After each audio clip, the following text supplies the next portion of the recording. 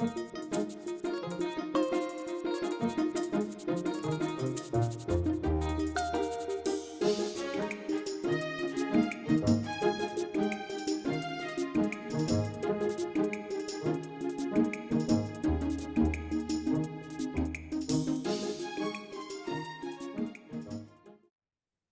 right. Noting that it's 7:01 p.m. on December 20th, 2023, we will open the Board of Health meeting. And since it's a virtual meeting via Zoom, we can go around and just indicate that we are present, who we are. So Daryl Beardsley, present.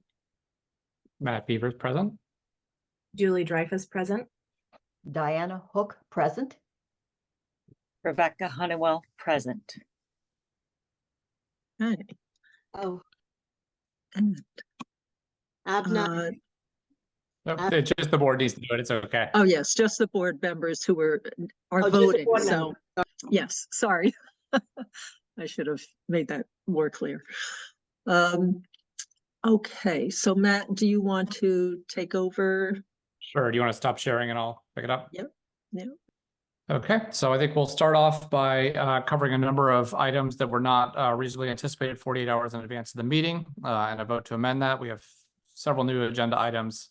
The first is a number of installer permit renewals for 2024, since this is our last meeting of 2023.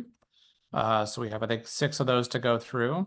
And then I'm trying to admit at the same time, hang on. Oh, we can do that, or I'll do that. Okay. And then we have a couple room counts that were added by Mark for 21 Ward Lane and 27 Parks Drive. So do I have a motion, or is anything else anyone wanted to add? Nope. Okay. So do I have a motion to amend the agenda to add these 3 items? so moved. Seconded. Any discussion? Hearing none, Matt Beavers, aye. Julie Dreyfus, aye. Diana Hook, aye. Rebecca Honeywell, aye. Daryl Beardsley, aye. All right, great. So I know we have a number of people here, and so we could probably start working our way through some of the items based on who's here. Let's see, Mark, do you have, is Mark here actually? I didn't see Mark. Yeah, yes, I am. How you doing? Okay. Good, how are you? Good. Considering it's near the holidays, doing okay. Yeah, fair. Trying to get to them. Mark, do you want to, I don't know if you have a sense of who's here for some of your business. You wanna let I us saw know? the builder with his, he's got his camera on the highway, it looks like, but I'm not for sure but I see James as well for 110 North Main Street. I'm looking through. I don't know if the owner for 21 Ward is here, but I do see James was here. I don't know who was here first, but The earliest guest is Avina, if I'm pronouncing that correctly. okay, she's Abna. with Avina's with the builder. Okay. And if I'm pronouncing it right, I apologize if I'm not. That's okay. It's Abna. Abna. Abna, okay.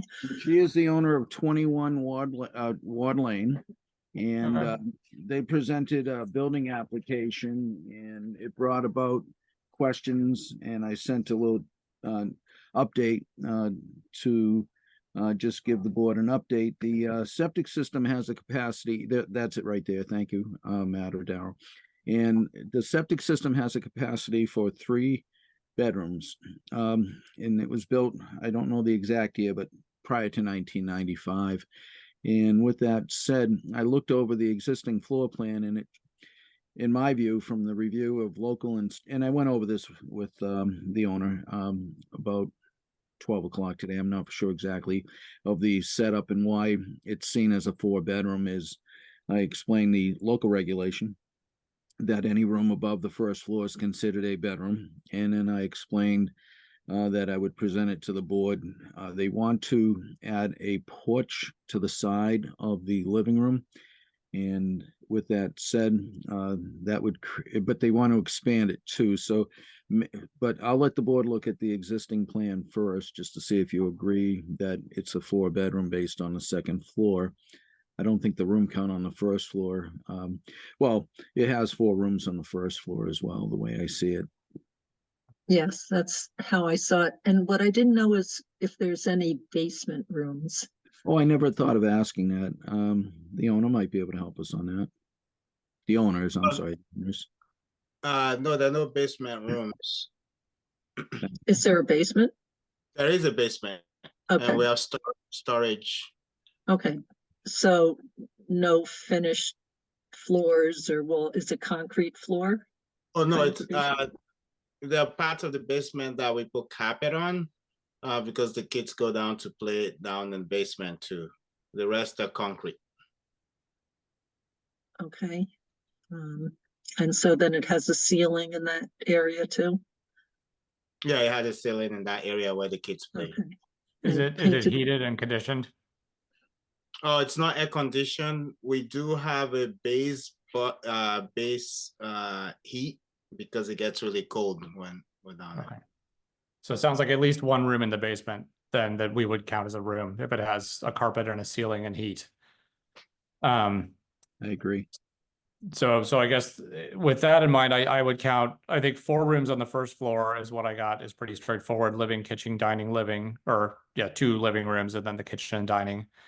And then 4 on the second floor, the primary bedroom, and then 3 other rooms. And I'm sure Mark explained this, but based on the local regulations, basically any room on the second floor gets counted as a bedroom because somebody could use it as a bedroom. Whether you're using it sort of now as that or not, doesn't matter. We have to sort of plan for what anybody in the future might do. And so I guess I count existing as on the plans, at least 8 with potentially 9 with 1 in the basement. And so it's sort of already oversized for a 3-bedroom septic.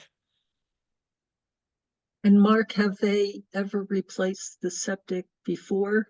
No, this, I believe, when I looked at the records, this is still the existing septic system to the property.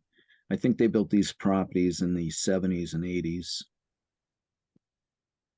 And we may Okay, want so to look at, well, It could be a candidate then for the +1, potentially with maybe a little deeper review. that is correct. And you may want to look at the proposal, which is just below these plans. And their intent was they thought they were decreasing rooms. And they are kind of opening up, they are opening up the first floor kitchen area. You'll see it has an office. I don't know if you can see all that. And the new room's going to be the conditioned porch. Okay, so I see 5 rooms. First floor with the revision. Yeah, I would agree with that. Okay, so Which then I we're was up sort of hoping to- it was a 4-bedroom septic and there was nothing in the basement and then we were fine. Yeah. Yes.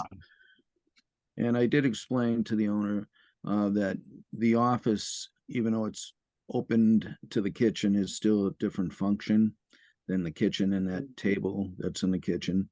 And I don't know if the board would count the other side of the kitchen too as a separate room. I think I probably wouldn't since it's like a pantry area. I mean, that's part of the same function. Yeah, I don't think I'd be inclined to do that either.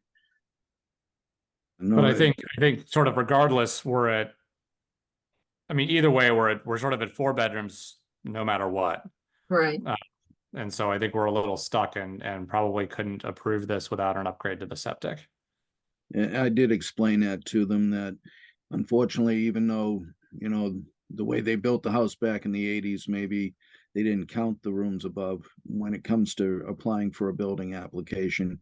It puts them on hold until the septic system's brought up to date. Very quick question. Is this upstairs, rooms upstairs counting regardless of the function? Is that like a new, is that a new rule or it's been like that when the house was built? It may not have been like that when the house was built. I don't know the exact timing, I don't know, but the issue becomes then when the rule was instituted, anytime someone comes to make changes to the house, that's when they have to bring everything into compliance. Oh, okay. And so that's what the limitation is here. And sometimes work gets done in houses without permits, and Right. so it doesn't come before the board for review. Any permit and any building would have a permit, and we would catch it so that unfortunately, you might not be the first homeowner to purchase something that had changes, and then when you want to make a change is when it comes to light as to what the status is of the house. So sorry about that, but we have no way of catching that before a new building permit comes in, or possible building permit. So, I mean, we could talk about what your options are. We really review what's presented to us, but And just so the Board of Health knows, I apologize. I took pictures of the various applications that came in of their septic information. So it was a 3-bedroom. I'm trying to get the date on it. I believe it was prior to 1980, but it was built as the disposal construction permit says it was a 3-bedroom. And if you need the date, I can get that for you too. I took a bunch of pictures, and I should have that as well if you need that. It's fine. So I think just for the homeowners, so the options here are upgrading the septic system, which is an expensive and disruptive proposition for sure. I don't want to sort of downplay that. But there's potential that you could add another room to that because it's never been replaced, that we allow people to add one room on if they're upgrading the septic. And so that could be an option. Another option would be to try to reduce the number of rooms upstairs somehow. And so sometimes people, if you don't need all 4 rooms up there, you could, for example, if you removed a wall between these 2 bedrooms and made that one large room, then that would reduce your bedroom count to 3. And then we could sort of readdress things. But leaving those 4 rooms up there, I think there's sort of no way to do anything new unless the septic is updated to address the number of rooms. And the disposal construction permits early 1980s. The soil testing was done in 1980 itself. It just, when I took the picture, the date got cut off, but it's early 1980s. Hi, excuse So- me. I'm the architect. My name is Domenico. I'm on this project. Hi. Hi. I just had a question since we're talking about potentially changing the upstairs to not have to change the septic system. Would turning, say, the study into, which is the extra room upstairs, into maybe like 2 walk-in closets, would that eliminate a bedroom count? It would. Okay. I mean, it would have to Also- be a room that clearly could not be a bedroom.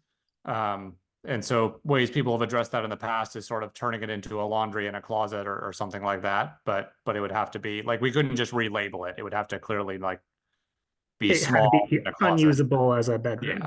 Yeah. I understand. It's already Uh, it's already very tiny right now. So so you're saying if we make it into a walk-in closet, combining with the master, that would eliminate that. Yeah. Yeah, if you Yes. combined it with the bath or combined it with the master or something like that, then that would be a way to eliminate a room. except then we would have 3 on the second floor, 5 on the first floor, and 1 in the basement. So it's still 9. It would still be one too many rooms. So you'd have to find a way to get rid of another room. So Yeah, I would argue that the office shown on the first floor plan here, Abena, you said the interior designer is the project manager lead on this. The office you said is being eliminated, correct? Correct.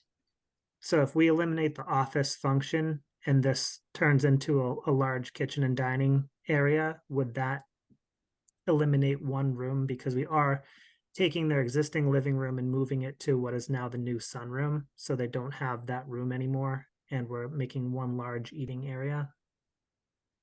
There also was like a dining room that we're turning into the pantry. but potentially, yes. I think we'd have to see details. And if it's not a walkout basement, there's the potential to have a deed recording on the basement room if there's no if there's no full bathroom in that room. In which room? In the basement. The basement room. There's no bathroom in the basement. Okay, that's good. And is it a walkout at all? What's that mean? You mean like Like, you are have there doors that directly go outside from the basement, or is it totally underground? Like a bulkhead versus a door that goes directly out? we don't use there's a step that goes out to the back one of those that you open like a Yeah, hatch? like that's a Oh. bulkhead door. Yeah, so that Yeah. would be fine. Yeah, Oh, that okay. could be deed recorded as long as you change the upstairs. That would help with the room count. Oh. The second floor would obviously need to be changed no matter what, though. Okay, so we've had 8 3-bedroom, 8-room homes is a kind of a standard. But have we ever done that for 9 rooms being reduced with a deed could- recording? Yeah, and I can help answer that, Daryl. So the Okay. board says if you have a replacement septic system, a newer septic system, you can have up to 8 rooms on a 3-bedroom septic replacement system. But if it's an older system, you can only have up to 7. Because once you get to 8, and I did explain this a little bit, this is now we're getting into Title V to some degree with our local codes. If you have 8 rooms, when you divide by 2, that would make it 4 bedrooms. But the board would allow, if there's a replacement septic system, say for 3 bedrooms, to go up to 8 rooms. If it's for a 4-bedroom replacement septic system, you could have up to 9 rooms. But Right. but That's I guess for a you want me to get time replacement. cut off for that. What was that? Do they? But they probably don't qualify for a replacement for. I mean, like the existing system. Then Yeah, would they not. could test right now. We're in testing season up to the end of April, and they wouldn't have to disclose the septic system as a failure to test out of. You would have to do that if you were testing out of season, but right now the soil test season's open from December through the end of April. So as long as they apply by April 1st, they could, if they're so willing to put a replacement septic system in, that's definitely a possibility. I guess that wasn't my question. My question was their existing system doesn't support 8 rooms. That is correct, and I apologize. So actually, we need to get to 7 rooms on the existing system. Correct, unless you deed record the basement. Right. And so if we get down to 1, 2, 3 rooms on the first floor, 3 rooms on the second floor, and 1 in the basement, that's potential. I think it's going to be 4 rooms to me on the first floor. Well, I just said we'd have to get there. I'm not saying we are there. Oh, I see. Got it. Oh, how are we counting the rooms on the first floor, if you don't mind? Right now, we're counting the living room is 1, the sunroom is 2, the kitchen is 3, the dining room is 4. And so even if the office eliminated, you're at 4 rooms there. Okay. Dining room. And then if you I- eliminate the study, you're at 3 upstairs, so you're at 7, and then 1 in the basement. And so I guess the question is, could we deed record the basement room to get to 7? And by doing that, that would allow 4 rooms on the first floor if the second floor is changed to 3, if Yeah. the basement's deed recorded, correct? I think so. And how old is the septic system, Mark? Sorry, I forgot already. what Very you said. early 1980s. They did the soil testing in 1980.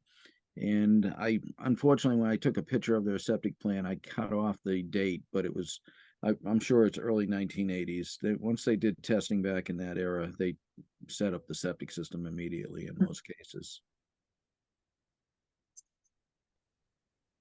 Okay, so Okay, so just so you know why we talk about the room count and bedroom count is that the way most septic system regulations for the sizing are managed across the country is by looking at how many people might live in the home. And then that gets based on the number of bedrooms, and then assuming how many people would live in each bedroom. And then there's an additional thing, you wouldn't really claim to have a 2-bedroom house and have 12 rooms. Because it's not just the use of whoever's living there at the moment. As Matt mentioned, we need to look into the future of what are the possible uses. So the standard formula in Massachusetts is divide the number of rooms by 2 and round down, if the bedroom count is not so clear. So that's all. This is just about how to make sure that the septic system can handle whatever the flows might be of wastewater coming from the house. And that's to protect the drinking water in town, because you also have a well on your property. So, Okay. And So not that's- just for you, but for whoever lives there 50 years from now, right? So that's the trick.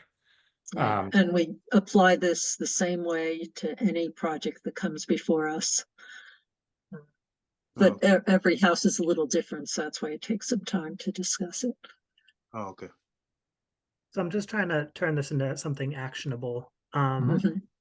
If we eliminate one bedroom on the second floor, converting it to closets or whatever, and then on the first floor, we'd have to eliminate a room as well, is what I'm hearing. I mean, I think I can see what you're saying. If we're not calling that out as a separate office and it's just kitchen, dining, sunroom, living room, then I think that gets you to 4 and that's fine. Okay. Okay, we can reconfigure this area to make sure that it's a kitchen dining and no office. And then we can eliminate a bedroom and then a deed record the basement. I'm not sure exactly what that means, but that sounds like something we need to do. So basically, we just have to go to basically file a deed with the Registry of Deeds stating that the basement room could never be used as a bedroom. Okay, and does that require like No. somebody to come over and document it? It just requires we would help you draft something and then it would have to get filed with the Registry of Deeds. Yeah, I would provide the template for them to use. Oh, okay.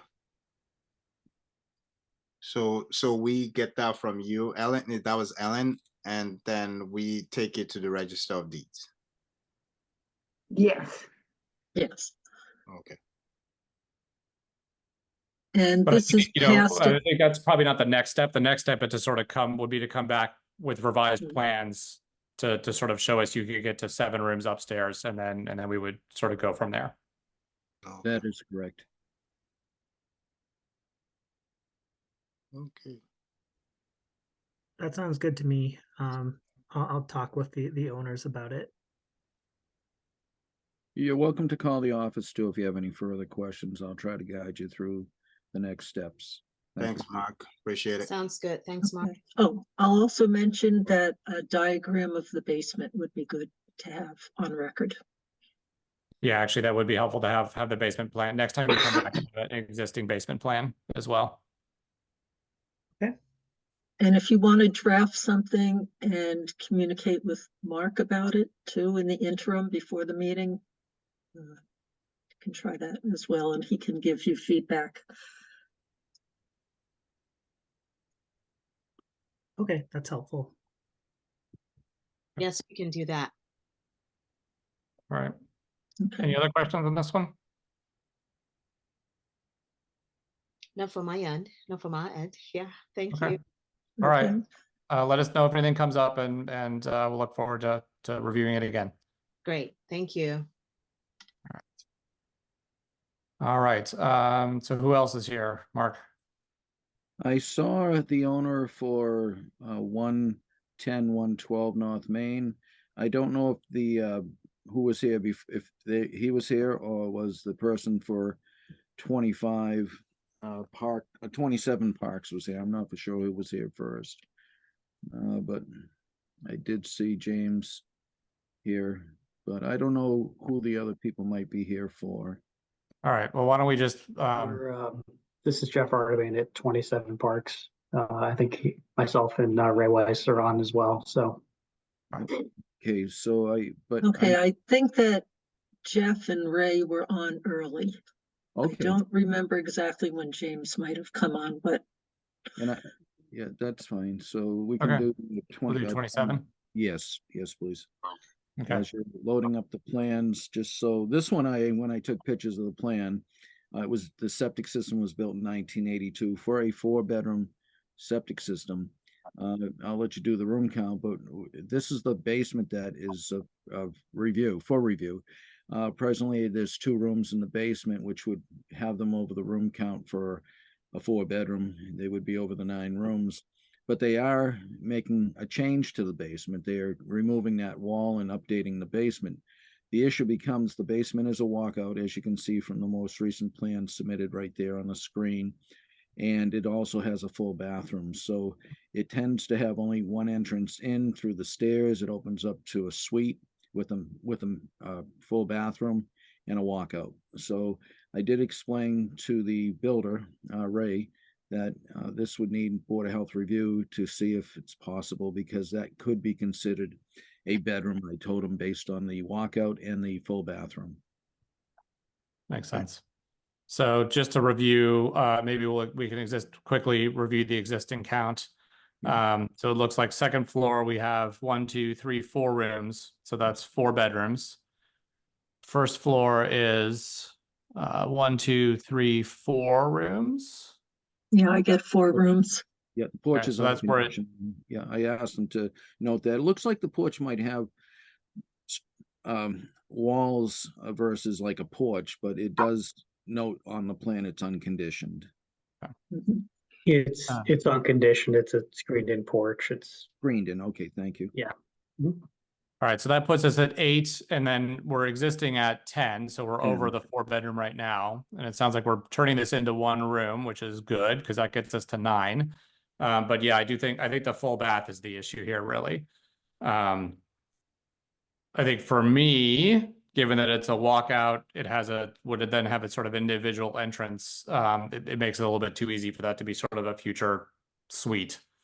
And so I think I'd probably have to see there not be a full bath down there to remove that from the bedroom count. I I agree don't know with what that. the board would think. Is it currently a full bath or a half? It's a full bath with Dusty Rose and Blue built at the same time of the house. So everything down there is right around that same when that septic went in terms of color. So it was built that way.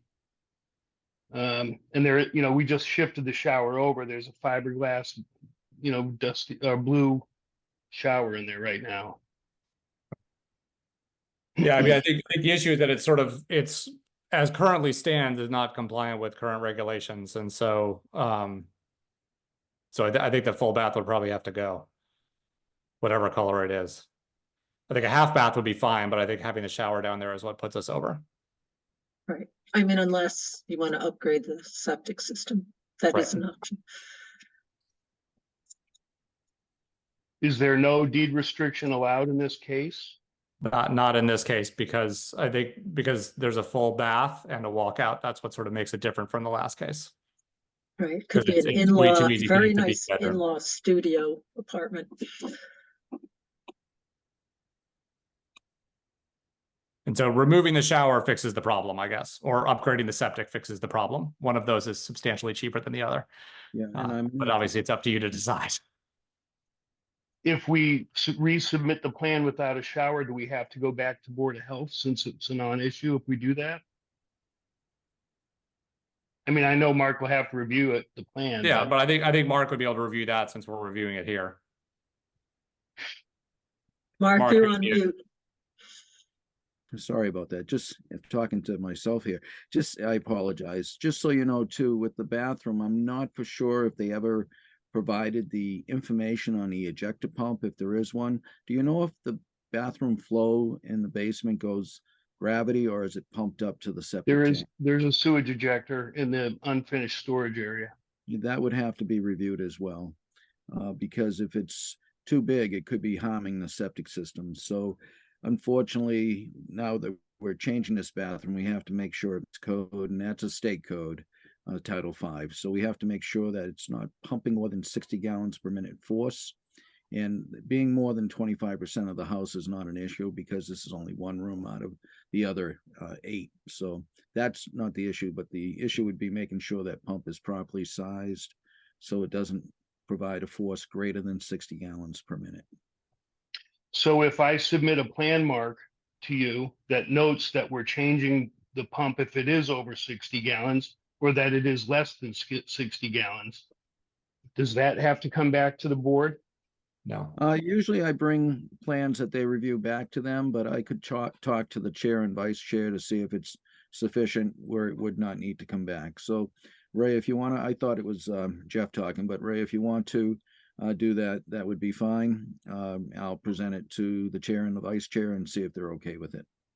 Yeah, I mean, that's easy enough for me to do. And if we say we're doing it on the plan and it's part of the plan, then we'll take care of whatever we have to. But I guess I'm just trying to make this not turn into, if there's a remedy that we can just make on this plan, that means that we're doing it without needing any sort of permission.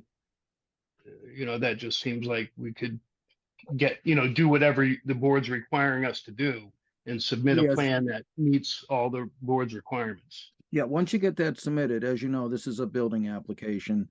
I do need to approve my portion of the our portion of the building application. So in that respect, Ray, I would need to see the new updated plan. You Yeah. would need to place it on Yeah. file with the building application that's been Yep. filed. And I'll look at it there, and the ejector pump information, you can submit that directly to us or add it to the building application. Just let us And know what- when that's. What was the maximum, Mark? It's in Title V, and I can forward that to you, but the maximum pump rate can only be 60 gallons per minute into the tank. So there are Yep. formulas that can be applied depending on which company you're using. I know Liberty has a formula, and it's based on the total dynamic head and other conditions such as bends in the pipe and friction loss. All that can be applied to a formula, and it'll tell you what the gallons per minute is. So if it is a Liberty pump, I can get you to that company's site so that you can do the work yourself. Okay. Yeah, I figured I can probably contact enough, someone who can say this is the pump that we're putting in, or this is what the pump that's in does. So I'm just trying to figure out how I can, keep the ball rolling. I would suggest you're going to need a plumber to remove the plumbing, so that person should be able to help you as well. Yeah. Right, Okay. because we don't Then I think really it's probably, sorry, go ahead, Joe. Oh, I was gonna say, we don't really like to see just the shower removed, but there's still a drain in the floor, there's still piping in the wall, inviting something to go in as Yeah. soon as We it's done. we're permitting the thing, and we're gonna have all the inspections, and I'm not gonna, lie on a permit to, get something approved. So the plumbing inspector is gonna come through and inspect the plan that's approved. Rebecca, you had a comment?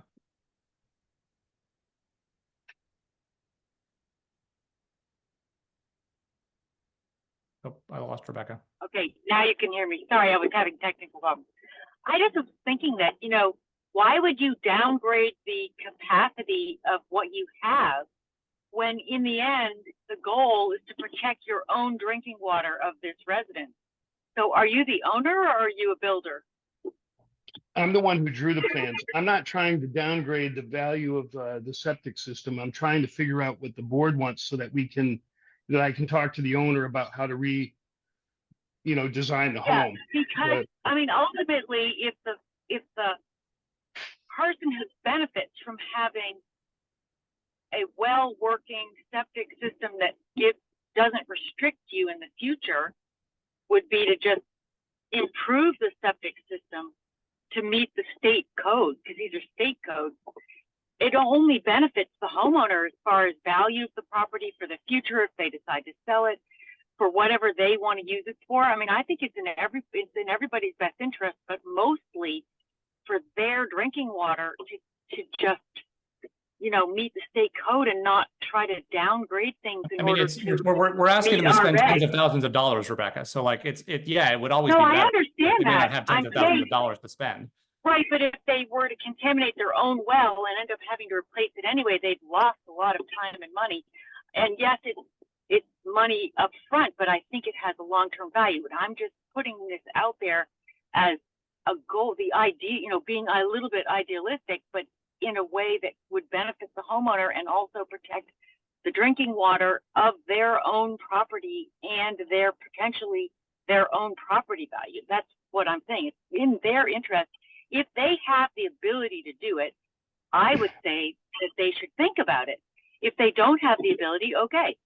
But even though this gets around the regs, in the end, it doesn't really benefit them in the long term, because then they're not able to use the basement as an in-law apartment, or have a nanny for their children or whatever, without having to come back.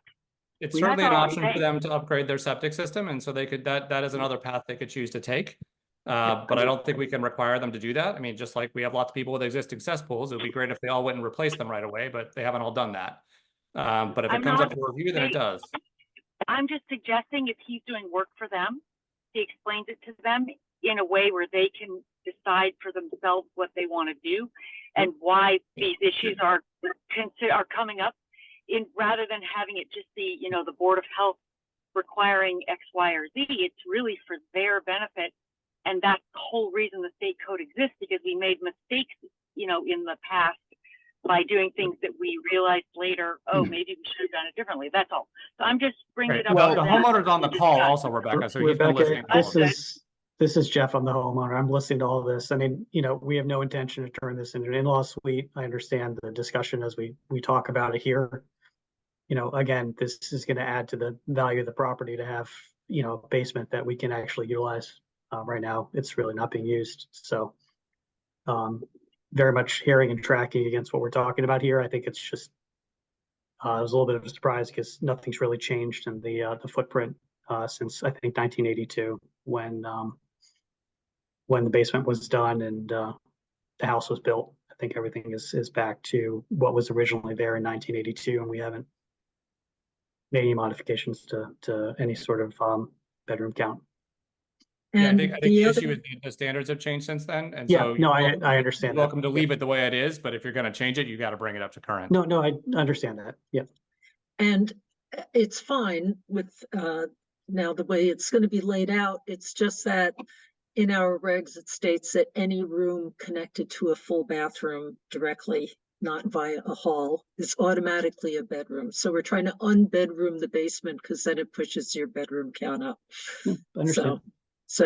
But you're perfectly allowed to have the 9 rooms on your septic. So Got it. Well, So I- it sounds like it's a half bath down there is the potential. yep. Or That would the be a half bath fix. or a new septic system. Or new Those septic, sort of right? things. Well, Ray Jeff, hasn't started work yet. The half let- bath is, yeah, we yeah. can We talk. can convene on that tomorrow. I think we know what we can do to meet the current regulations and not, Yep. do what's outside of regulations. So I appreciate it. I think that we'll, get together tomorrow, and if it's a new plan submittal, we'll get that in ASAP, Mark. Thank you, Ray. And Ray, just so you know, in past situations of this same type of concept, the board has usually asked that where the shower used to be, that maybe you put in shelves or something, just so it isn't too easy to put another shower in. So that's Right. An idea for you to utilize if you'd Okay. like.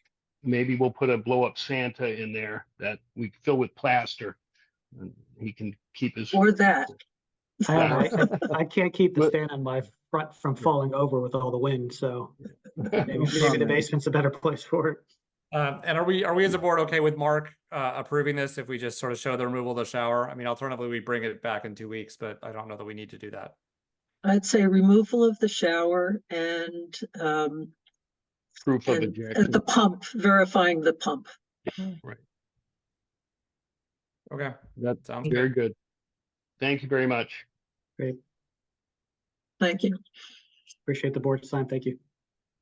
All right, no problem. So next, 110, 112 North Main. Yeah, that, or if the homeowner's here, I don't know who's been here first. There's so many people, but just on my agenda, we do have an emergency well replacement that is also part of a review, just so the board knows. I'm fine with either one of those. I don't know who's here. I think Oh. Alex Wood was here early, but I'm not positive. I I really see didn't. Alex Wood raising his hand. Yeah, this is Alex here. Can you hear me? Yep. All right. Yes. I'm here for the owner at 11 South Main. I'm the commercial broker for it, just to answer any questions or pass along any notes for him. So whenever you get to that, it's fine. Okay. Should we just go in order, Mark? I'd suggest that. Okay, so let's do 11 South Main then. Okay, so I sent out an overview of the septic design that's out on the site, and also what's being requested. This is the building that originally had a retail, it still has retail space on the level, entry level area in the front. And it also has a backside, which in that backside there is an empty space that used to be a food retail facility. because they couldn't have service because they couldn't get the gallonage to apply to the 485 gallon limit on the septic system. And I did send a letter out, but it was kind of late that I asked Ellen to put on the Google Docs. I don't know. I know, Daryl, you might have it in Matt, but Yeah, I might have it in my email. is there a way to put that on so Let me see if I can find it. Thank you. And while you're doing that, just the proposal is to put a med spa into the space on the lower level. And unfortunately, the state Title V requirements do not have a gallon design for a med spa. So I asked. What's a med spa? They do. Some of it's what do they call it? It's a name for it. There's a they do. It's not tattooing. It's Permanent it's makeup. body Permanent makeup. Oh, and that's permanent makeup. Thank you. I couldn't think of that. Permanent Okay. makeup, and that's part of what they do. And the medical professionals run the facility too. And they're presently in another town, but they need to move on to get the space, I believe. But you'll see in the letter the present. Mark, is the letter the email that you sent today? Yes. Yeah, the email to Colin. Yeah, like I can give me 1 second. I can Okay. share that. Okay. And actually, so I guess I was assuming that permanent makeup was tattooing, but it's not. It sounds like, or maybe that's what No, Alex it could explain. sure, and it is. I don't but Go this ahead. is Elsie Gonzalez. I'm the owner of the med spa that's potentially going into Sherborn, but I'm a nurse practitioner. We have a permanent makeup artist who may be joining us, but that's not what we do. We do Botox, dermal fillers, medical weight loss, hormone replacement, that type of thing. It's medical aesthetic. Thank you, Belsey, for bringing us up to speed on that. I know think the you- reason the permanent makeup came up is because we regulate tattooing specifically, whereas we don't regulate those other things. Also, and- the initial letter talked about it, or email that we received talked about that. So Belsey's aware of that, and she knows Okay. her permanent makeup person will need to apply for a body art permit. In the meantime, though, they're trying to see if the building will have the capacity for this proposed med spa. Presently, and I went through the data that was provided by Belsey as well as by the owner, Colin Flynn. And I don't know if Colin's here too, but he provided me what's at the facility presently. And with that, I determined that the present flow for the upper floor is 198 gallons. That's for the wine shop that's there. And the personal trainer facility is a little more difficult. I actually had a chat with the building commissioner today, and he said maybe we could compare it to a gymnasium, but I'm not for sure if that will work. But I left that opportunity, and that's all in that first paragraph. And I explained what the gallonage would be if it is considered a gymnasium. But they could also go seek a similar facilities water meter reading and then multiply that by 200, which actually was done for the med spa proposal. And you'll see that the Watertown med spa, a med spa located in Watertown, had a reading of 52 gallons per day for February 27th to May 17th. And then from September 1st to November 15th of the same year, it was 276 gallons per day. And that's quite a jump. And even the building commissioner noted that. With that said, I averaged the two, the 52 and the 276, and then multiplied that by 200% as required by Title V in that section noted 15.2036. And I highlighted that the gallonage for the present proposal that was based on a Watertown med spa would be 327 gallons. But Belsey did indicate, and I put it in a note, that facility may be, and she will get more data on it, it may be larger than what they're proposing. So I'm presenting it to the board just to keep you updated. I expect that we will be getting more information as it relates to a similar facility for the med spa and possibly for a similar facility for the personal training facility. The maximum gallonage that was allowed back when the septic system was approved was 485 gallons. So that's where we stand. I did tell them I would present it to the board if they had all their information in, which they do. And they both received this email today. I apologize for the tardiness. It's just been very busy in the office. But that's where we stand at this time. And I don't know if the chair or the vice chair would like them to comment. And if I can help in any way to answer questions, I'd be glad to. So I think just to summarize, we basically have a capacity of 485 gallons per day. The current use is 198 gallons per day. So what we have sort of left is 287 gallons to work with effectively. Well, minus the personal trainer. Right. For both the personal trainer and the med spa. That is correct. And so it sounds like ultimately we just need a little more data. We need to sort of sort out the personal trainer use. And then I think we need to get a sense of sort of a comparison of the size between the facilities to see if sort of what we're estimating from the other med spas is accurate, or, you know, could be very different depending on how much bigger it is, right? That's correct. And they're welcome to submit another spa that may be more equivalent to the proposal that's being presented here. And then we'll do the same kind of calculations to see what a similar facility gallons per day would be. And then I'd also like to know whether the permanent makeup falls under the umbrella of the med spa, or that would be a different activity just to make sure that the gallonage is right. And then regarding gallonage from these activities, I have no idea if this is going to be something that generates waste materials or wastewaters that should go to a tight tank if they're not appropriate for a septic system. And I just don't know that. I don't know what it means to have Botox go into the septic system or whatever else might be used. I just am unfamiliar with what's used and how. Yeah, and I know if it was, I'm sorry, Botox to the wastewater or anything like that, it's injected into the face. And is there any sterilizing of equipment that you do or anything like that? It's one-time use. Everything is sterile. Everything goes into sharps, which is then picked up by a medical waste company. Okay.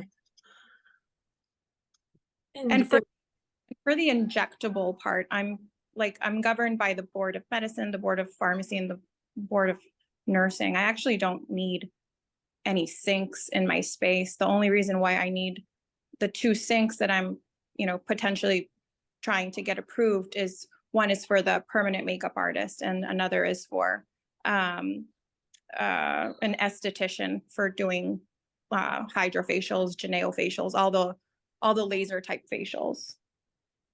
And if I can, the sinks, I was telling your, I think it's your real estate agent today that you could have 10 sinks in there. It's really the main reason for this review is to make sure you have, not you personally, but the septic system has enough capacity for your business.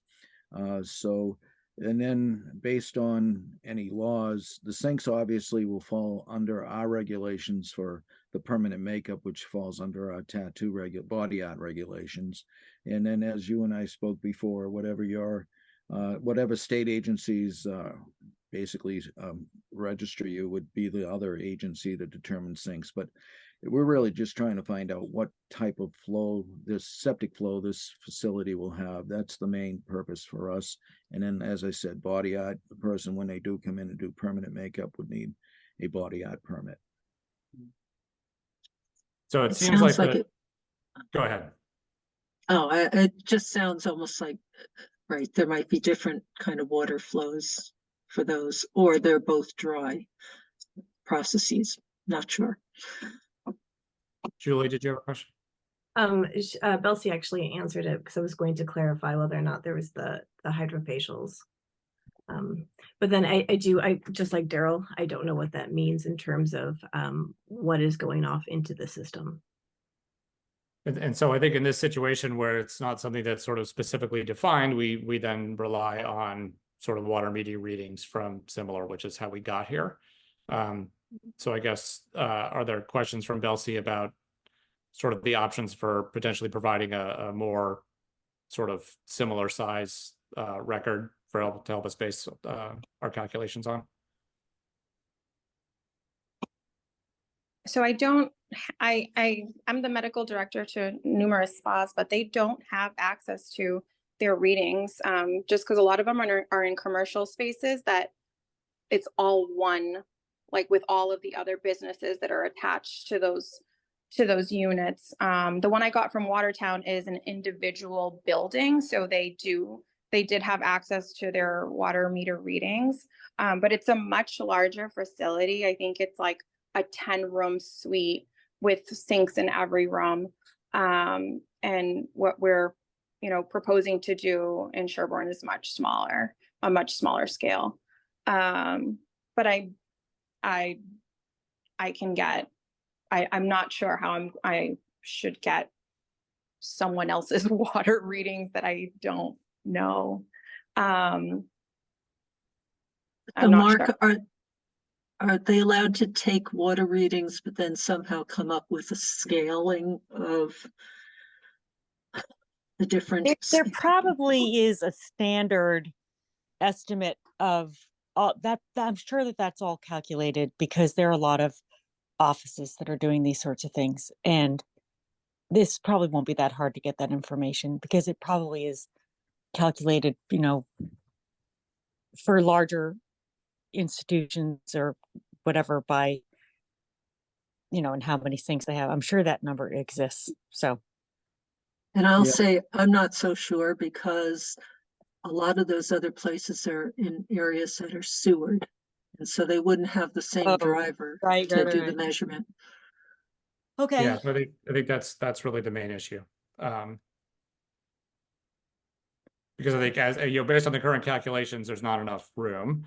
But Mark, do you know if there's a way to sort of scale based on facility size or anything like that? That's a very good question that I would need to call DEP on, because this is their regulation that we're dealing with. So I could see if there's a way we could scale it from, say, a 10-room that we know is 327 gallons per day to a, whatever this might be, a 4-room, I believe.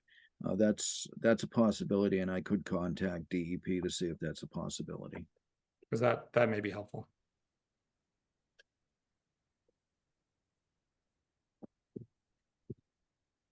Are there questions from the board or from Belsey or whoever else was on for this?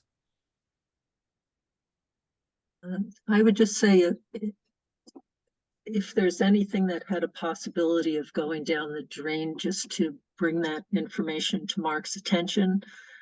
We've only had, I think, one other facility in town that had to put in, something to capture materials, and it was a spa. The building is still there, but it's not operating as a spa any longer. But it was more for, it did involve, I believe, hair coloring and that sort of thing. And they had to separate that waste and manage it separately because the septic system couldn't handle that. So Mark, I'll let you work that out, just what else you need to look at.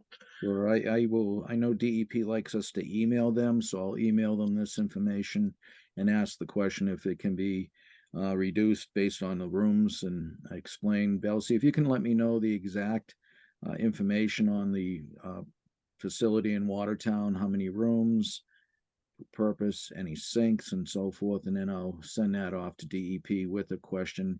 Can the number that we have be scaled down to the size of your proposal? Absolutely. I'll get that information over to you.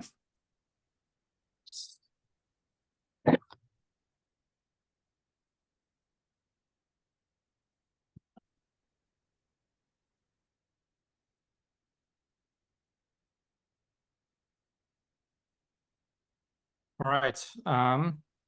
Any other questions on that topic? Sounds like we need more information. Okay. So shall we move on to 110, 112 North Main? Yes, if we could. Yeah. You want to let us know the update there, Mark? I think there may be a document in there too. It's what happened here is the property has cesspools on both units. It's the same property, but it's known as 110, 112 North Main Street. And a Title V came in a year and a half ago now, and it goes through the process. And I had to send an order to the owner because the property we found out sold March. First of all, you don't have to replace your cesspools if you're not selling your property, even if it's shown on a Title V. But this property sold March 22nd of 2022. With that noted, they should have had the septic system in February. I'm sorry, that's the Title V inspection dates. And then, as I noted, the sale of the property was May of 2022. And we found that out through a deed for this property. With that said, we sent this order to the owner. And I did speak to the septic Title V inspector, as well as spoke to the engineer. So the owner was getting ready to replace the cesspools and had actually acquired the services of an engineer, that being Dan McIntyre.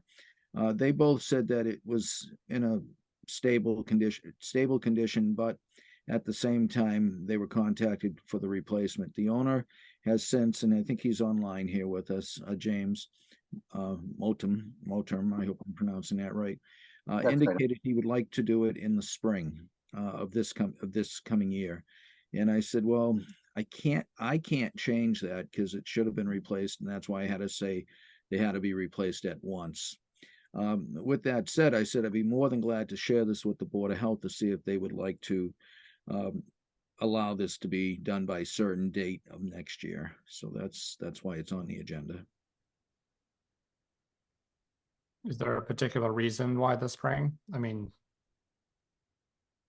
just mostly it's about work. I'm going to be out of town for a good portion of the winter and into the spring. But as I'm looking at the dates on this, a couple of issues that came up with the engineering of this was when I bought the property, I bought it from a family member.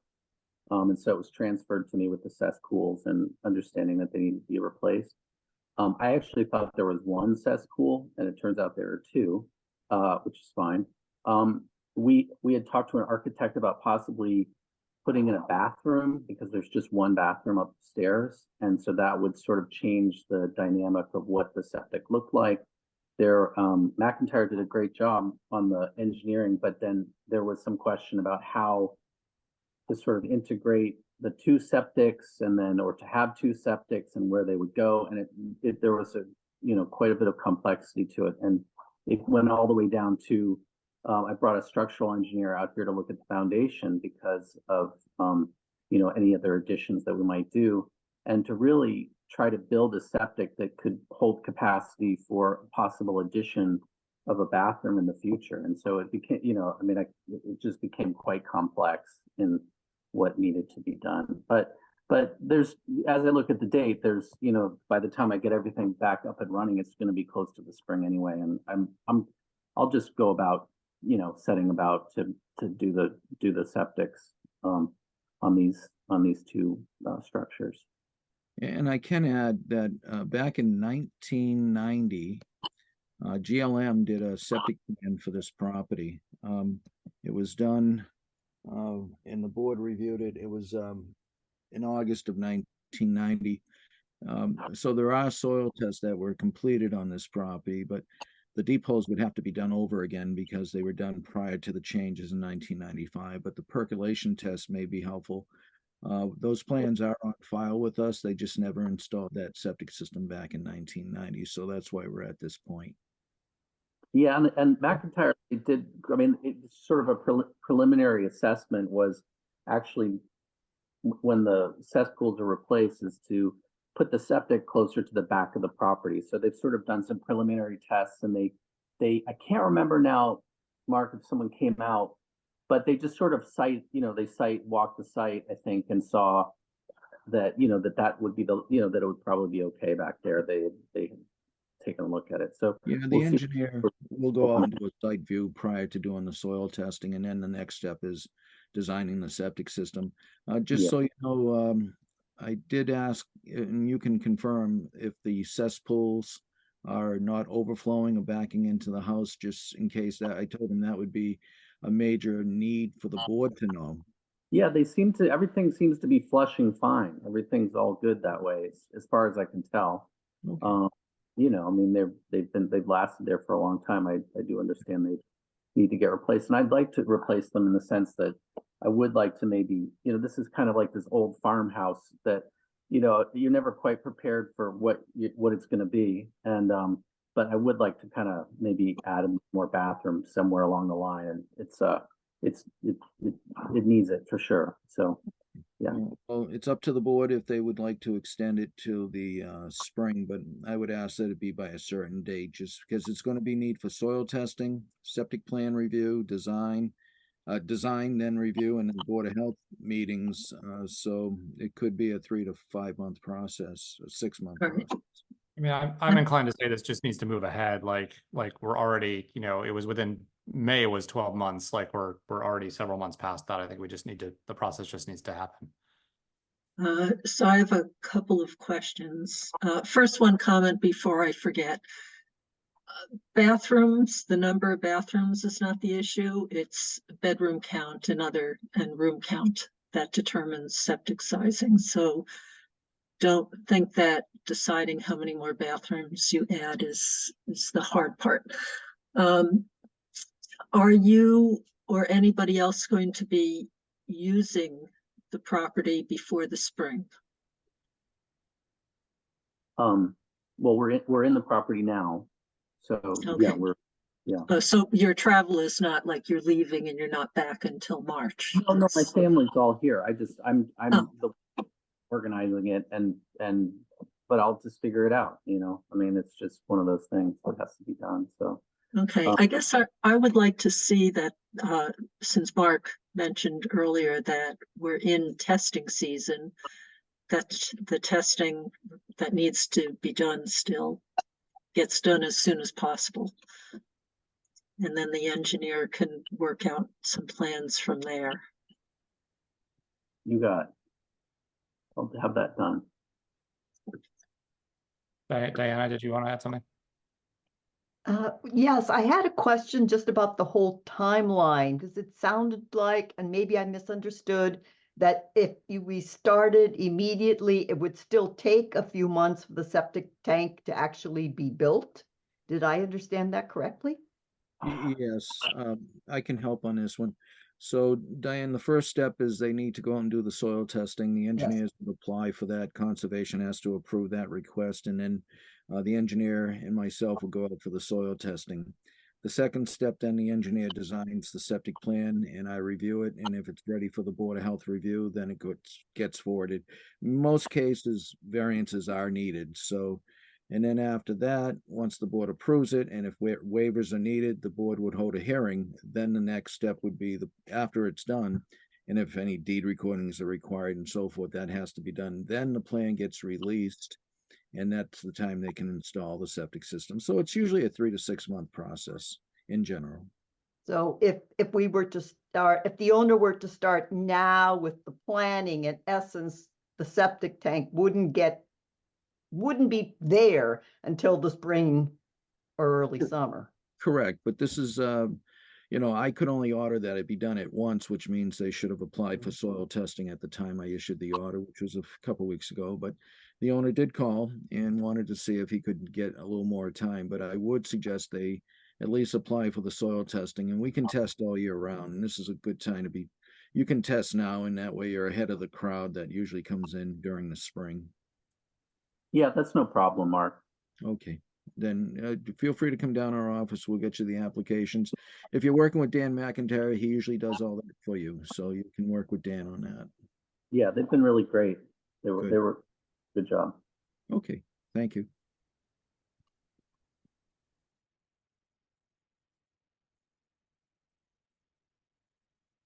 What I can do, I'll give the board a progress update at our meeting, one of the meetings in January, if you'd like. That'd be great, Mark. Thank you. Okay, thank you.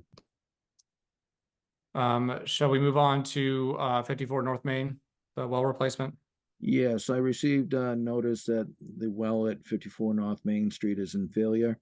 The plans are here. The engineer was updated that the plan that we did receive was not correct, because in this area, in fact, I talked to an abutter today that lives in this area that, and I've tested in this area. Most of the soil is very, very, very nice sand. It's gravel. It's like an esker of gravel out there. So when you do have, unless they want to prove otherwise, if you do have knowledge and so forth of the area, then you have to make the distances to the septic system increased by 25 feet if it's 3 minutes or less per inch. And that's usually what you'll find in gravel for the perk rate. So the engineer did update it. You'll see at the very bottom right, he did request 2 waivers. And I would ask the board consider those. They are to the homeowner's septic system. And it's still, the proposed well is still going to be more than 100 feet away from the existing cesspools, and the one's a cesspool that's really going into another cesspool, and the other one on the other side's a cesspool. You'll see those to the left of the house, and I would ask that the board approve these 2, and I can issue the well permit tomorrow because based on the fact it's an emergency. It's urgent. I think they're getting water from the neighbor through a hose. I don't know if they're online tonight or if the engineer is, but there's the letter. Thank you. And those are the waivers being requested to his own septic systems. So no notification to the abutters were needed.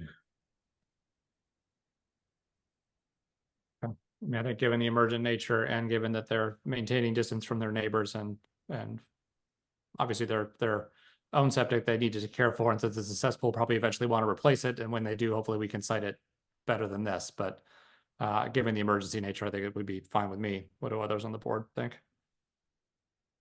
I agree. I didn't see marked where their current well is. I'll pull it up. It's way in the back.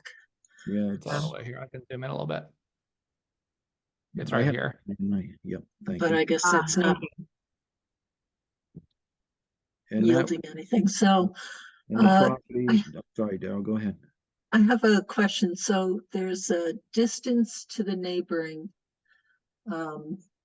cesspool, and then there's a distance to the on-site leaching pit for the 2 variances. But what about, is the distance to the on-site cesspool okay at 140? That doesn't need a variance? 140. According to the general statement made, the ones that weren't seen within 200 feet, if you look, I did ask the engineer to address that, that he has to show all septic systems within 200 feet unless they're not within it. And he did indicate there are no septic systems within 200 feet of the proposed well, except as shown above. I guess your question, Daryl, is do we need 2 variances for section 6.0A? We need, do we need 3? We need 3. We need a third one, basically. Oh, okay. I'm sorry. I misunderstood the question. Because we need one for the leaching pit, one for the cesspool, and one for the neighbors. Cesspool. Then I believe the neighbors is uphill, so that would only have to be 150. I can pull the plan. I have it right here. Let me just make sure. I'm having trouble reading it. Let's see what we have. See what that distance is, right? Let's see. It's 151.7 to the abutters uphill cesspool. Yep. And so yeah, you would need 175. I believe that's uphill because I've been on the property, and that is the other cesspool. You are correct, Daryl. Thank you. No, but right now So the issue is So- we need a waiver to the. I guess the question is, it looks to me like this is written. They're calling this the SAS at the house, both the leaching pit and the cesspool. Yes, they are, and I'm sorry, and they do have for the abutters property the second request, which is the 151. So the argument is that this one encompasses both of the components of correct. the Yep, system. that is correct. Okay. That was And the they other are- clarification. And they're showing the smaller of the 2 distances there. Okay. Yes, thank you. But both waivers ask for a waiver to number 54, which is their property. It doesn't ask. But it's referencing the well at house 54. But you're right. The second one needs to the SAS at house 58 or whatever it was. You're right. Yeah. And in our voting, that's what I want to make clear is which waiver is to which thing, which is not described here. So, okay. But I think we can do that based on the diagram. So there should maybe be a third waiver then? I think they don't need a third waiver. I think we just need to clarify that the second waiver is to the neighbor's house. Yes. And the first waiver could say 140.1 and 132.7, because they have various structures. Some are cesspools, some are septic tanks that were cesspools. So if you wanted to. But I think if we thought about this as a sort of a trench-based system, we would just go to the nearest point. I agree. You could add 132 and 140.1 if you wish to for the first waiver, but you're right, the closest distance is being referenced. I think it'd be better to document that we recognize there was a second source of contamination, again, for future, in case people are confused or forget that there's a leaching pit or a cesspool on site to be properly abandoned or something, just to. Yeah, and it could say to reduce the required setback between the soil absorption systems and proposed well at the house at 54 to 132.7 feet and 140.1 feet, 150 required. I like that. Can I quickly make a motion? Yeah, say that again. Go ahead, Ellen. Yeah, I just requested that Mark or you say that again. Okay, I will say it again. What I was saying is that on section 1 of the waivers requested, we would say setbacks between the soil absorption systems in the plural and proposed well at the house at number 54 to be 132.7 feet and 140.1 feet, 150 required versus where it says 132. Yeah. Got it. So moved. Seconded. All right. So any further discussion? Matt Beavers, aye. Julie Dreyfus, aye. Diana Hook, aye.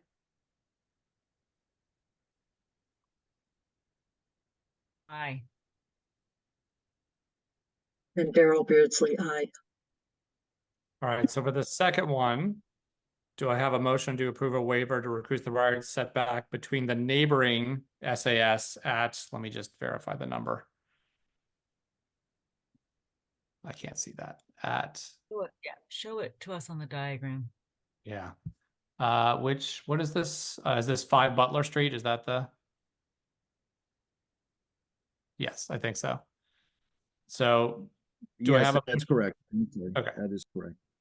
So do I have a motion to approve a waiver to reduce the required setback between the proposed well at 54 North Main and the neighboring SAS at 5 Butler Street to 151 feet? So moved. Seconded. Any further discussion? Matt Beavers, aye. Julie Dreyfus, aye. Diana Hook, aye. Rebecca Honeywell, aye. Daryl Beardsley, aye.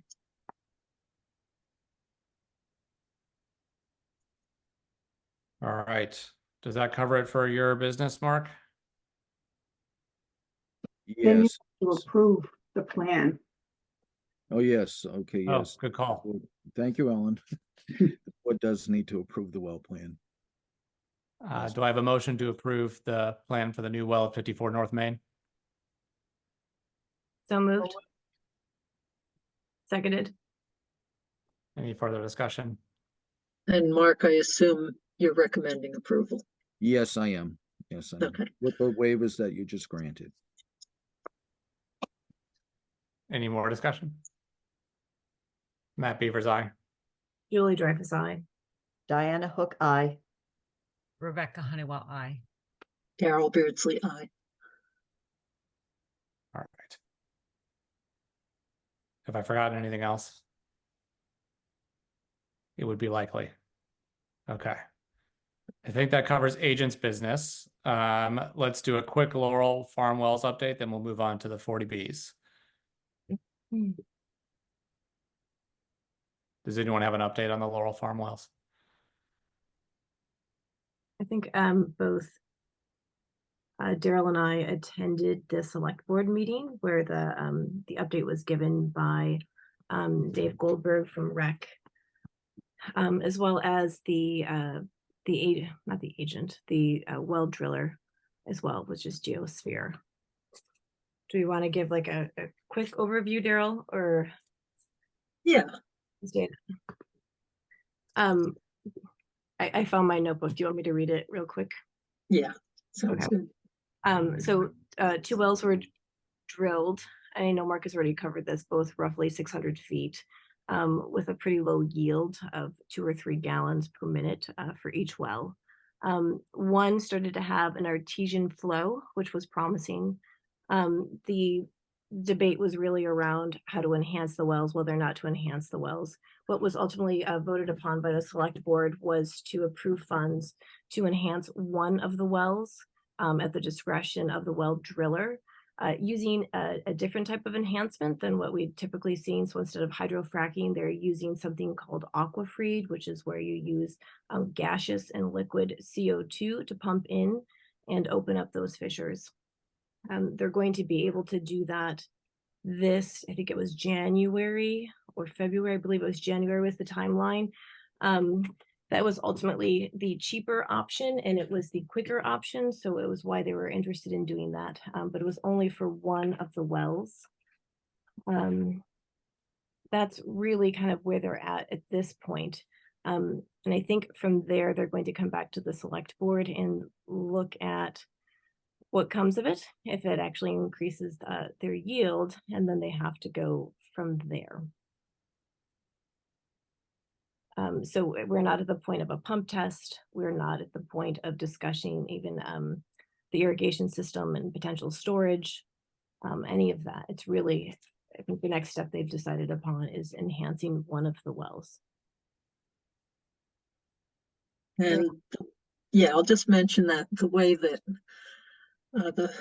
the fracturing opens up, or way that the fracking opens up the fractures, is it's clearly not pushing the bedrock to the side. It is breaking off particles from the surface of the fractures, usually, and that's where there can be mixed results seen, right? Because now you've got particles, so sometimes that gets into the water. They do notice, say, increase in mineral content in water sometimes after these kind of processes.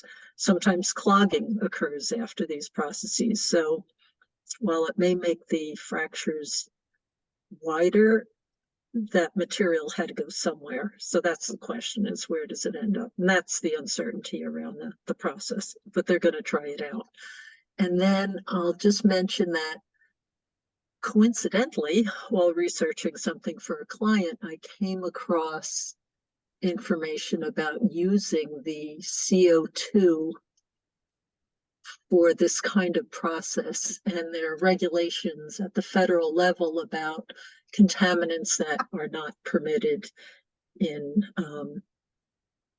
certain circumstances mixed in with the CO2, because CO2 may be obtained from essentially waste sources, emissions of some sort sometimes, but they are getting food grade CO2 for doing this. So that is not going to be an issue, or should not be an issue, for what they're putting in the ground over in Laurel.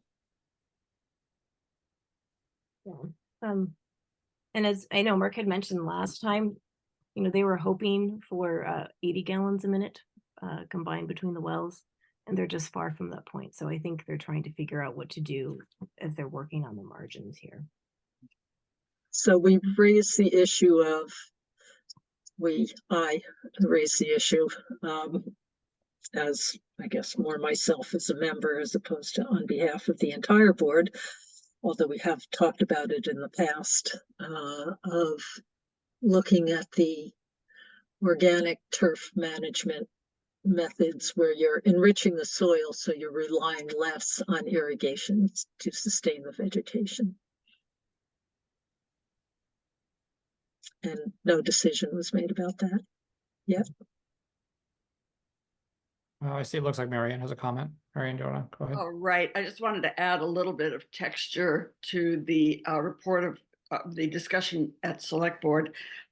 It is true. I think the Select Board appreciated the advantage of using organic enhancement methods, as Daryl describes, as far as possible. But the bottom line seems to be that so far these two wells definitely don't produce enough water. And there was discussion that the Select Board is to the relative costs of doing the carbon dioxide quote fracking unquote, and just picking a different well site. And there are reasons to think these two wells are quite close together and kind of on the same supposed fault.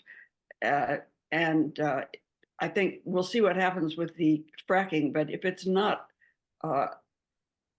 productive, if it doesn't give good results, the next step, I think we agreed that we would agree to would be to try a third well location at some distance from the others, and to be determined by the well digger as to what would be the most appropriate. So I just wanted to add that bit of detail.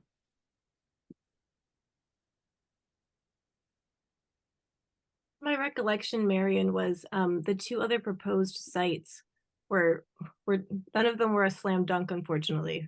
One had a potential fracture that ran through the landfill and was also in the forest. And the other was, I recall it being out in the middle of the field, and the remote sensing that they had done just showed that it had fewer intersections of fractures, and was why they didn't choose it in the first place. So it's a hard choice. Oh, absolutely. No, we appreciate that totally. And those supposed fault lines also, we were made to understood actually run down into the ground at an angle. So depending on the depth of the well that you dig, it may or may not hit the fracture the way you want it to. Anyway, it's a big unknown, and it's not clear that either of these wells are going to work in the end. So we have to at least think of the possibility of trying a third well if we still want to get irrigation there. So the other question I had raised was,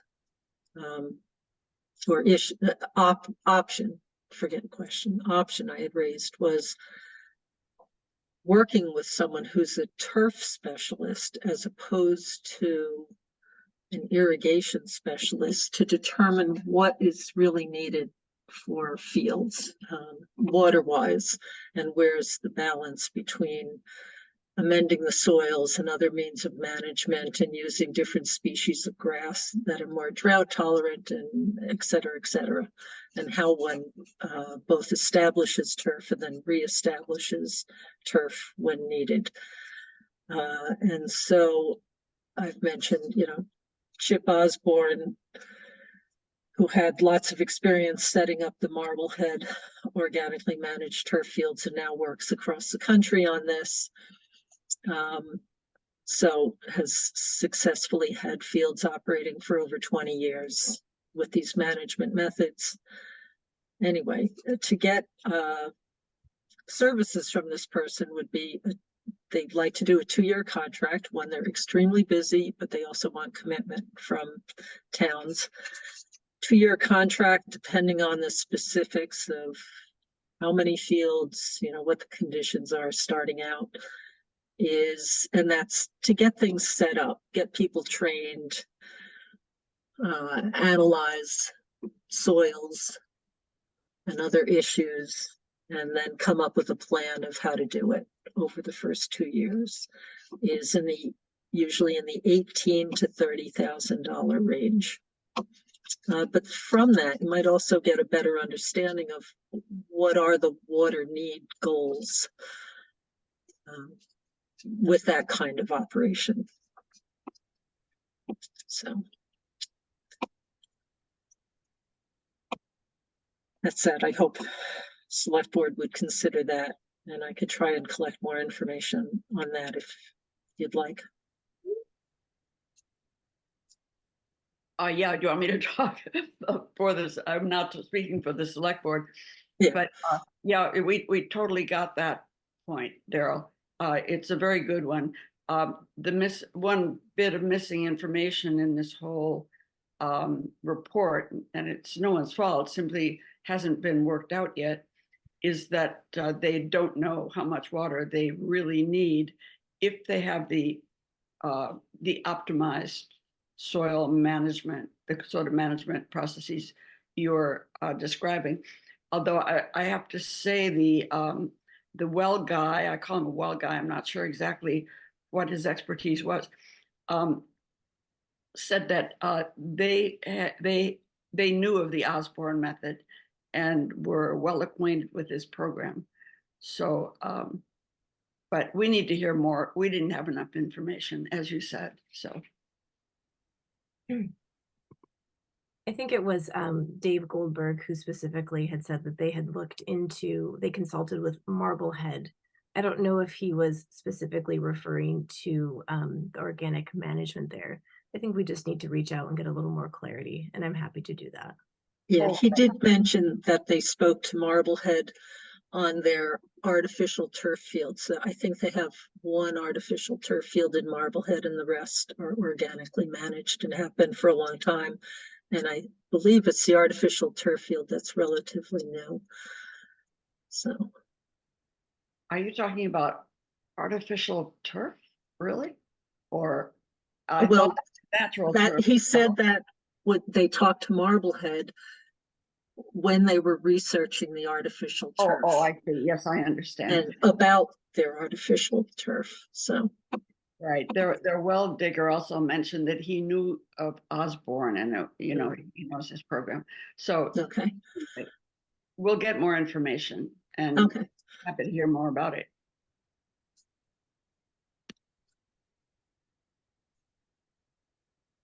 I fear we may be talking about artificial turf again at some point, but we'll see. All right, so thanks for those updates. I think we'll just continue to sort of hear the progress there, but it sounds like a lot more information to be gathered still. Shall we move on to discuss Greenwood and Farm Road 40Bs? Okay. So I think we can start with the Greenwood homes. I know we got updated plans just yesterday. Did those make it into the Dropbox? I never saw those. No, they didn't because the scanner at Town Hall wasn't working and the engineer didn't provide electronic copies yet. Oh, And we didn't have power till late last night, starting at 8:00 a.m. on Monday. So. okay. I have a plans dated 12/18 that we got via email. I could share those, but maybe the first thing to do is just have Mark give us an update on where things stand. Does that make sense? The email you're going to share, the engineer has indicated that they decided to design the septic systems based on the most conservative perk rate per Title V requirements.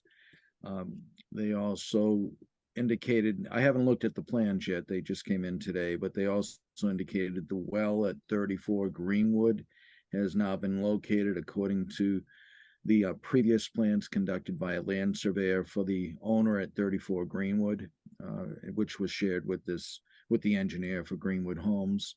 The other part that I'm not for sure is going to be resolved before the request for approval would be the legal boundaries as required by Title V.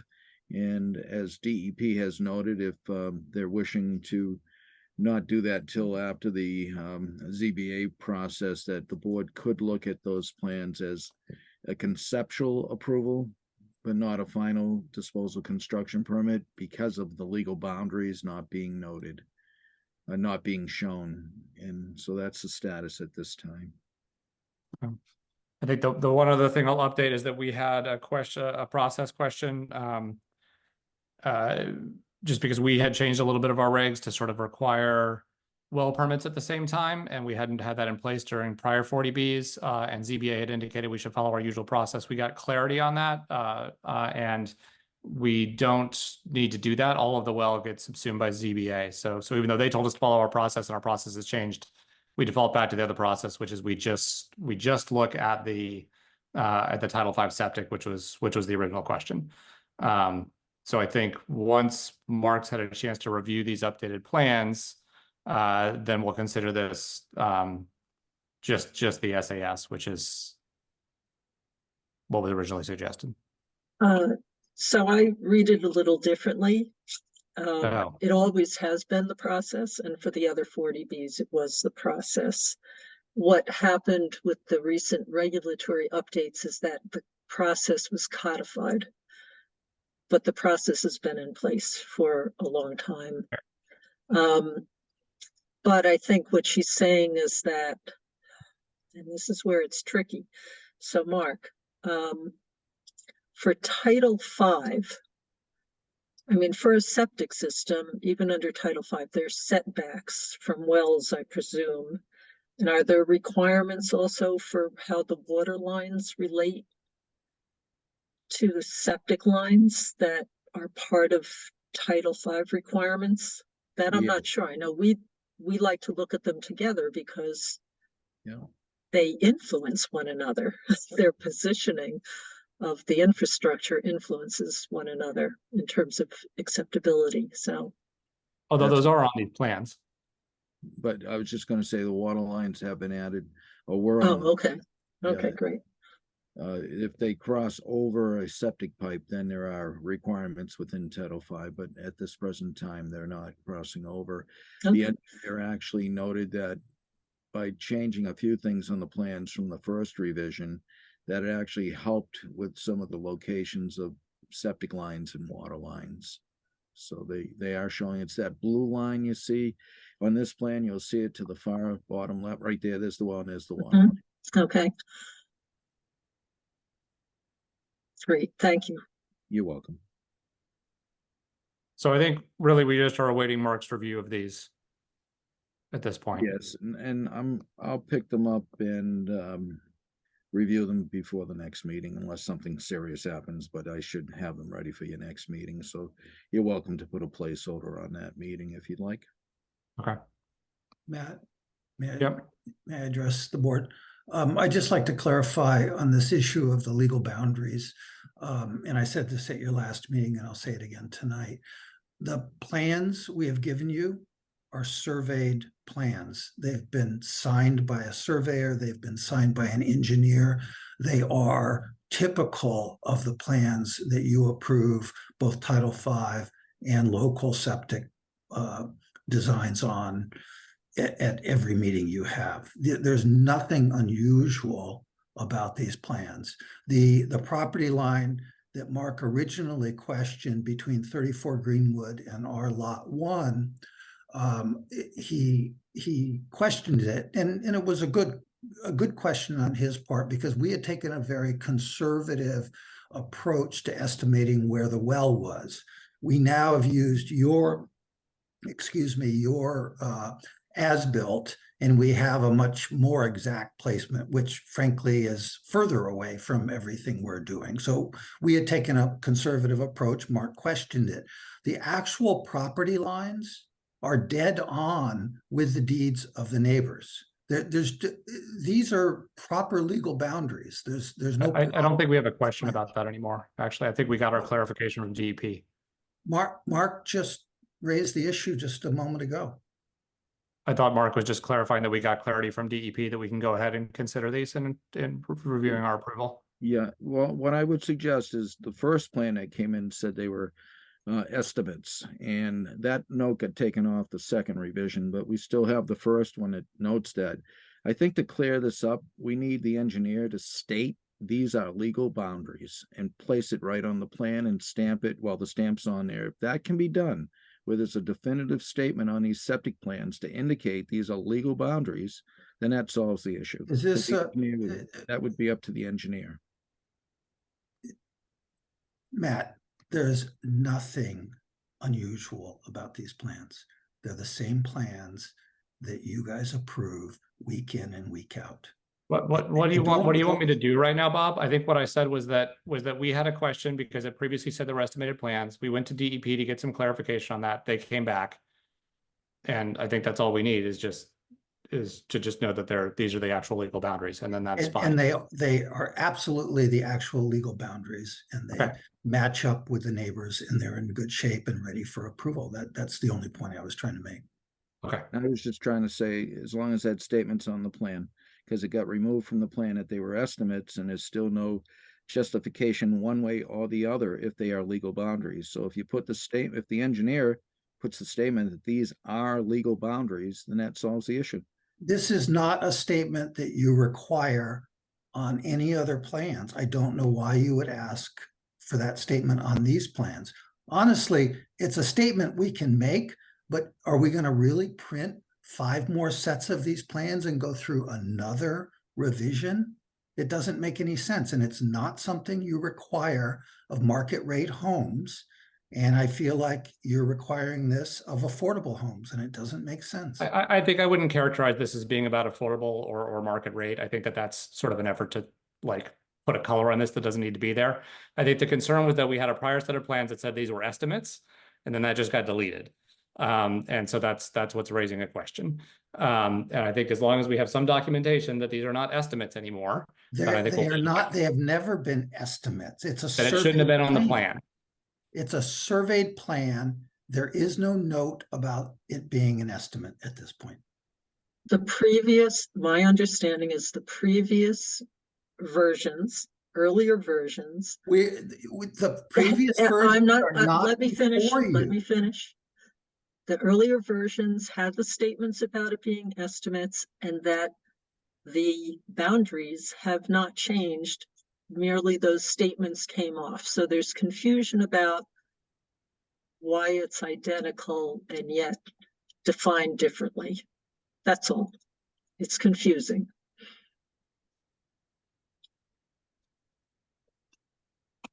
I mean, I'm fine if these are stamped plans and they're being submitted as plans that we have to assume that they're legal boundaries. I'm fine with that, but I think we need them to be surveyed and certified. We cannot tell. You could change it 5 minutes afterward. But I think to Bob, follow proper procedure. hey, I just got interrupted.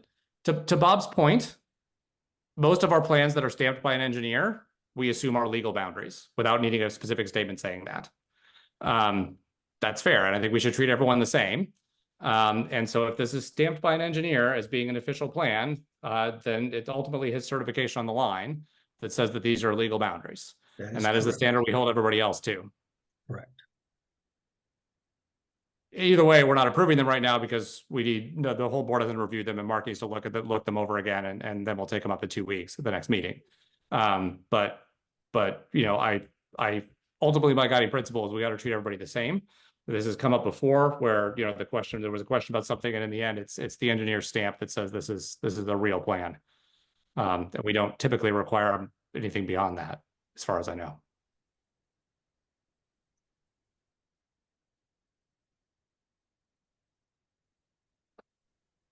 And I'm fine with that. I just wish that those earlier statements hadn't been made because it wasted a lot of time.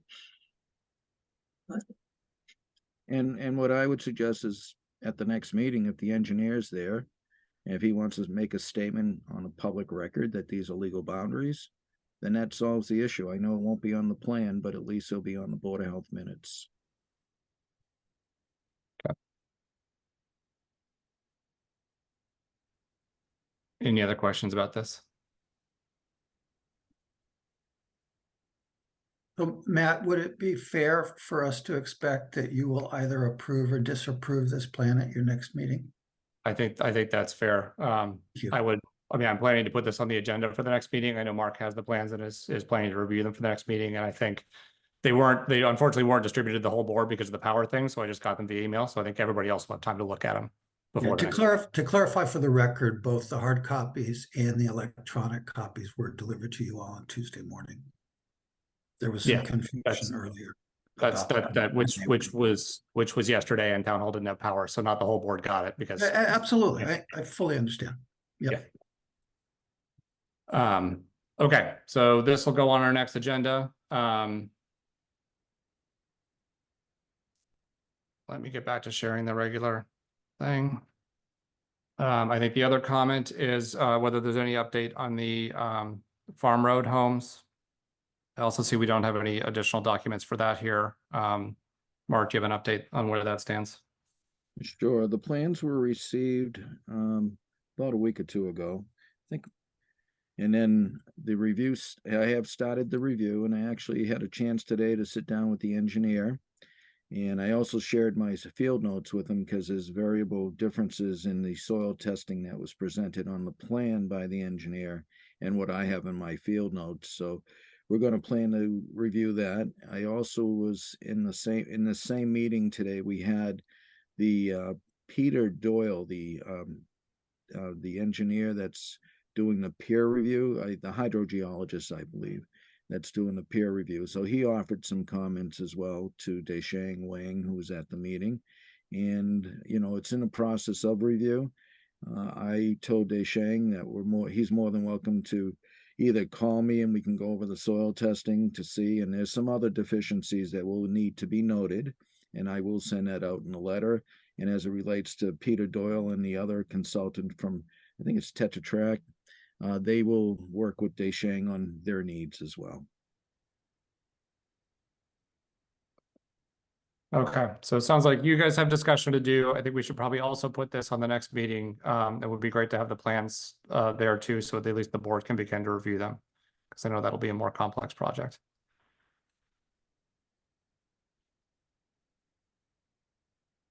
Any other questions from anyone on that one? Just checking for, oops. Oh, well. I thought I had added to my calendar when the next CBA meeting was, but I did not.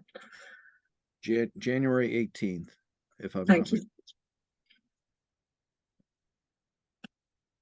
And we're meeting, am I correct that we're meeting next on the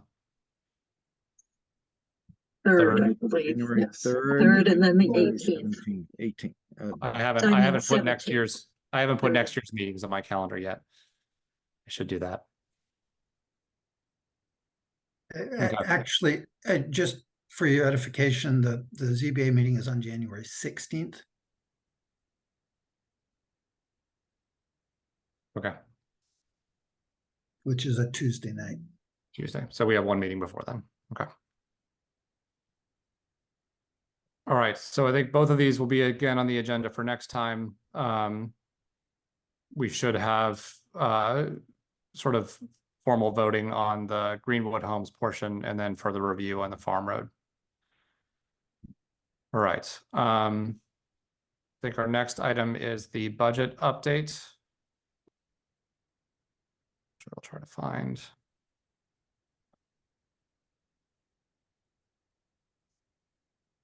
Ellen, do you have comments here? Not to put you on the spot. No, Daryl and I met with Deb Seifring, the finance director, Diane Moores, the assistant town administrator, and Jeffrey Marset, the town administrator, to review the budget before it went to advisory. And they recommended that we remove the public health initiative.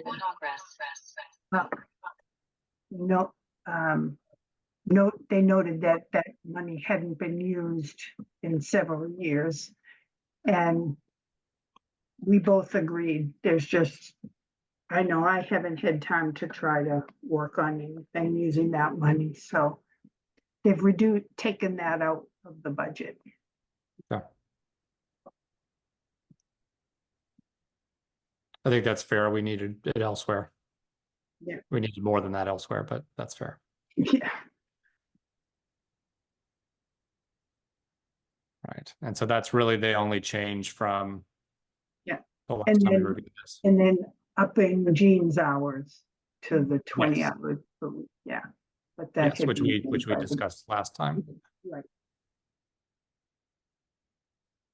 All right. Any questions from the board on any of these?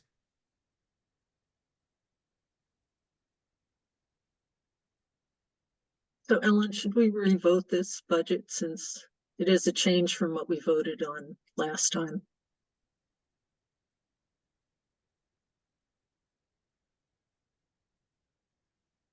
I don't know if you're trying to speak, Ellen. You mean? Sorry, I had been talking and I was muted. Yes, you probably should vote it. Okay. So do I have a motion to approve the fiscal year 2025 budget as amended? So moved. Seconded. Any further discussion? Mm. Hearing none. Matt Beavers, aye. Julie Dreyfus, aye. Diana Hook, aye. Becca Honeywell, aye. Daryl Beardsley, aye.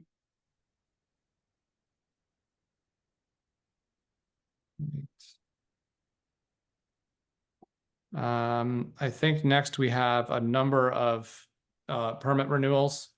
DJ Morris Contracting of Sudbury, Scott Septic, Irving Trucking, Fred Swain, Michael DaCosta, Nicholas Janesco, and C. Mayo Excavating. Mark, are you recommending approval of all these? Yes, I am. Ellen, can I do one motion or do I got to go through all of them? Yes, one is fine. Okay, sounds good.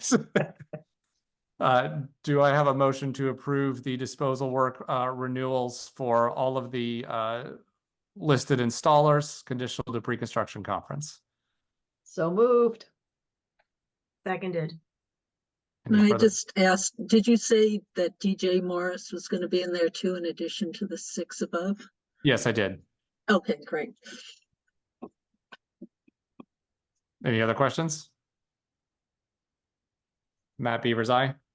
Julie Dreyfus, aye. Diana Hook, aye.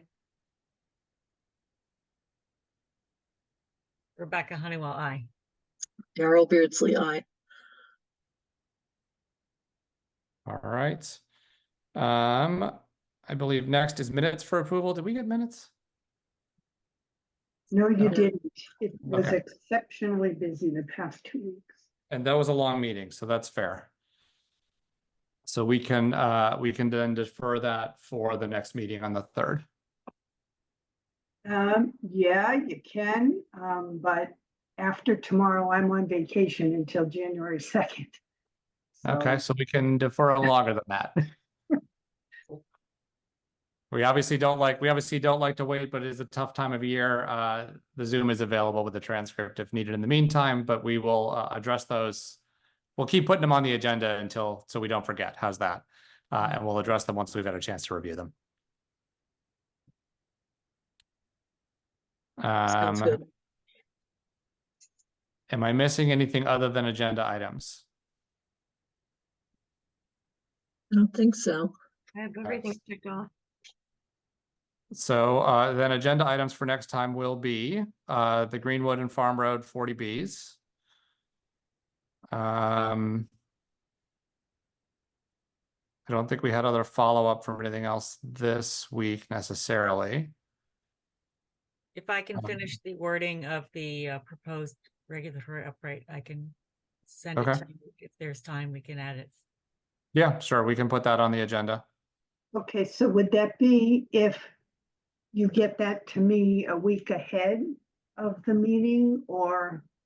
Yes, let's do it that way because we can't. I think we all need time to reflect on wording. Not just in a meeting. It's hard to do on the spur of the moment. That was the plan. That would mean that Okay. would need to be to me by what's that, the 27th or 28th, whichever I is the mean, we one. can continue, we could consider the DEP specific wording because I think that their wording applies to our town's circumstances. I think There what are we've some already said is we're not specific- going to take the whole DEP regulation. So if you can highlight the portion of that you want, then that in and of itself would be helpful. And how it would That's what I integrate said into I would ours. do. So Okay. It So would if you be can do nice that to by have the 27th, then that would be great. So we can tentatively put it on the agenda for the 3rd, if it's assuming it's received by then. There was something else I was going to say. Mark will continue to keep us updated on the cesspool replacement at 110, 112 North Main. Yes. I'll be waiting for the owner to give me an update, but I'll be glad to give you an update as well. And then Ellen, do we have any appointments scheduled for the 3rd? No, there's nothing else. Nothing Okay. yet. And there'll be no variance hearings because there's not time at this point. Yeah. Okay. Anything else anyone wants to add at this point? I don't think so. Okay. Do I have a motion to adjourn? So moved. Seconded. Okay, Matt Beaver's aye. Julie Dreyfus, aye. Diana Hook, aye. Rebecca Honeywell, aye. Darrell Beardsley, aye. Thank right. you all. Good night, everybody. Have a good night. night. Happy holidays. Happy Yes. holidays. Happy See New you Year. next year.